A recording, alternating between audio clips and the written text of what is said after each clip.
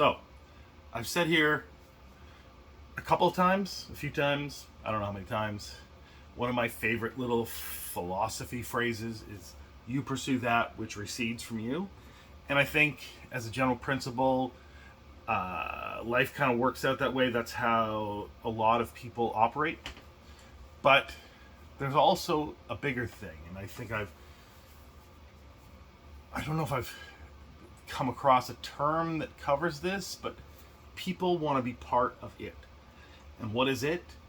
Whatever it is. There's various things that happen in your life, whether it's tragic, whether it's traumatic, whether it's joyous, whether it's wonderful, whether it's fun that you had when you were a kid, as a teenager, as a young adult, and even well into adulthood. And you can look back at those moments and you later try to bring back some of these memories and think of what people around you and you yourself were trying to be part of it. Whatever it is, people want to become almost one organism. Humans are a multitude of organisms upon organisms upon organisms.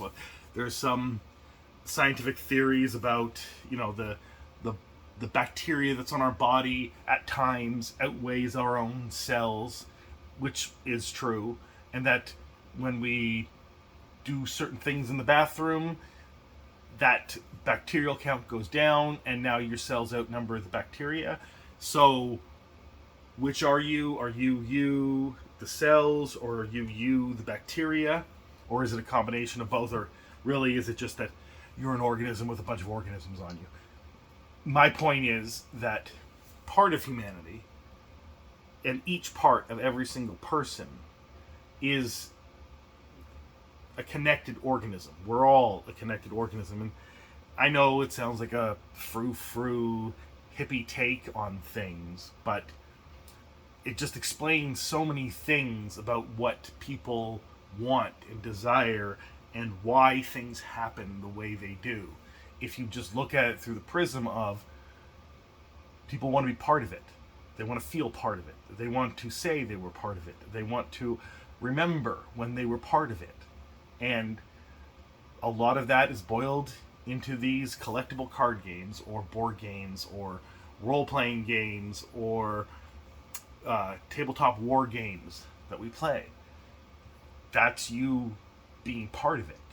And that's the people that you play against being part of it. And that's all of you together being part of it. And the more popular something becomes, or the more well-known something becomes, or the more exciting something becomes, or the more frightening something becomes, that's when more people become part of it.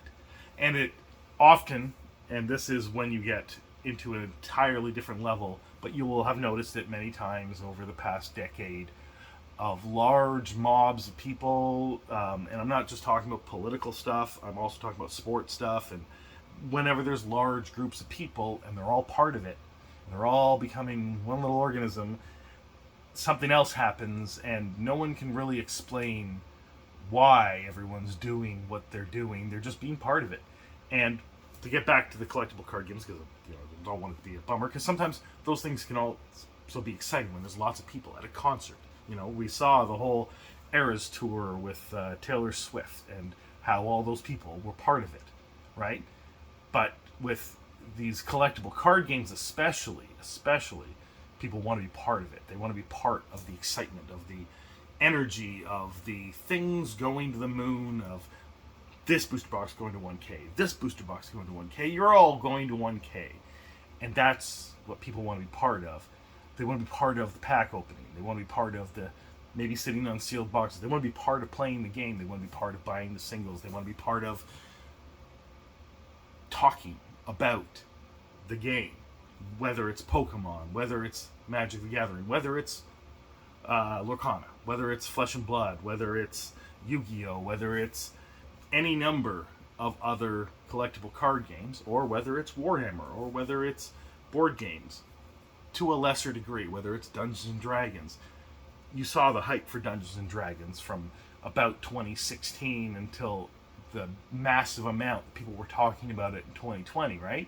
And it held on for quite a bit, but it doesn't capture the excitement the way that cracking a pack and maybe getting this massive, crazy hit and, you know, finding a $400 card, finding a $100 card, or finding one of 77 chocobos that will now sell for anywhere between $40,000 US and $250,000 US, depending on which number you got of the 77. Or finding the one of one ring. And then we were all part of it when Post Malone bought the one of one ring. We were all talking about it. And that is a driving force. And they often talk about nostalgia for these things, right? Going back to your childhood when you used to open Pokemon packs and you used to trade them on the school ground with your friends, and then maybe in middle school to high school you were playing Magic the Gathering, and then you went to college and you stopped playing, and then you come back to it. Sure, nostalgia is a powerful tool. We learned that from Don Draper and Mad Men, which you should watch. If you haven't watched Mad Men, go watch it. But what's even a bigger driving force, I think, than nostalgia, because nostalgia is just a memory part of this, is wanting to be part of it, wanting to be part of something humans are doing, whatever that is. Sometimes, and a lot of times, people don't even care what it is, what people are doing. It's just that lots of people are doing this. This looks like fun. I'm going to do it. I don't even know what it is. I'm just going to go along because this is great. Or people get really angry, and everyone's really angry, and I'm really angry. Let's all be angry together. All the emotions go into crowds of people, and all of it becomes it, right? And at times it can be Magic the Gathering, at times it can be Dungeons and Dragons, at times it can be the Red Sox winning, it could be the Super Bowl champion, whoever that is. Everybody watches the Super Bowl on Super Bowl weekend. And by everybody, I mean most people. Even myself, who I generally have no interest in sports. I will watch Super Bowls. Not every single Super Bowl, just sometimes. When I can, especially when I was younger, and I like going to a bar and getting lots of wings and talking with people while they're watching the Super Bowl. There's the Olympics, and something crazy happens, especially the latest Olympics with the very bad breakdancer. And everybody wants to talk about that person and how that person even got into the Olympics, but we're all part of it. We're all around the water cooler.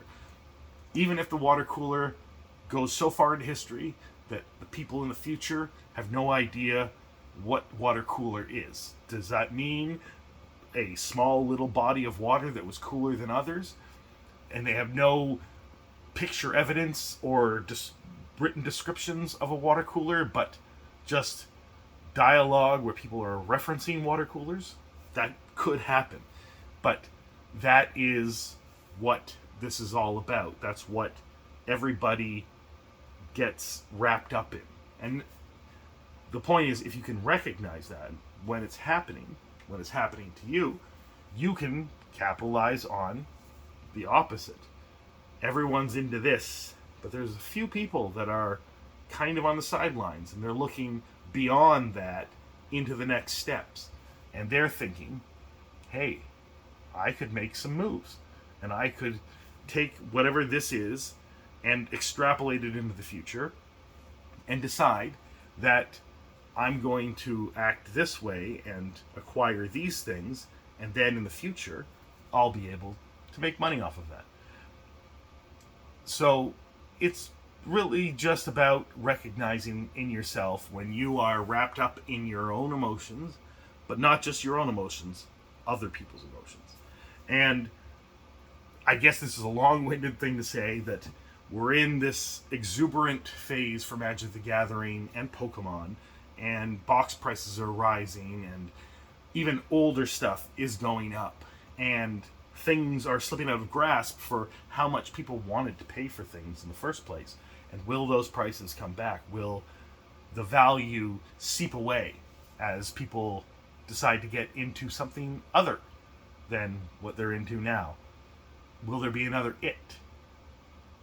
We don't know. And will that lower the value? Will that lower the cost?